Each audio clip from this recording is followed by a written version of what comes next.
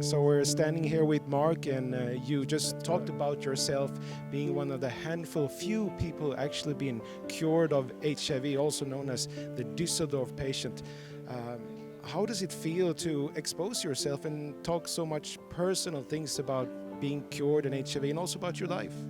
Well, I think it's important for the scientists that they know there is a life behind this, and so I wanted to show private photos to give the story behind another view. I knew my stem cell donor, Anna, and she encouraged me to go out with my story. She said this could encourage people with cancer, it could encourage people living with HIV, and that was the reason after so many years that I had my second coming out as the Düsseldorf patient, and now I do a little bit of media. From being the Düsseldorf patient to being Marc, the guy cured of HIV, why did you do that? Why did you decide to actually be open about this? First of all, I was anxious because of the media. You can't know how your story is told by the media. I didn't want to have the press knocking on my door, and first only the first name, then I gave my second name and I showed my face, and the reactions were so positive that I thought, well, I will continue it.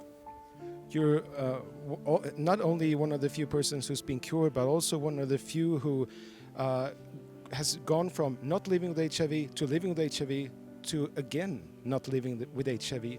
If you could say something to the people around you that are not so knowledgeable about HIV, if, for example, if you were still living with HIV, what would you like them to know about HIV? We have U equals U, who's undetectable, is he can't transmit the virus. That's a game changer. We have PrEP, so if you are not living with HIV, you can protect yourself.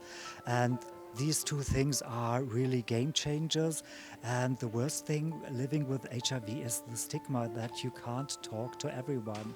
And I hope that people learn more about HIV and that it's not the deadly disease from the 80s. And of course, I hope that the scientists find a way to find a cure and more people know about their status. They can react. The transmissions will go lower. That will be the easiest way to get rid of HIV.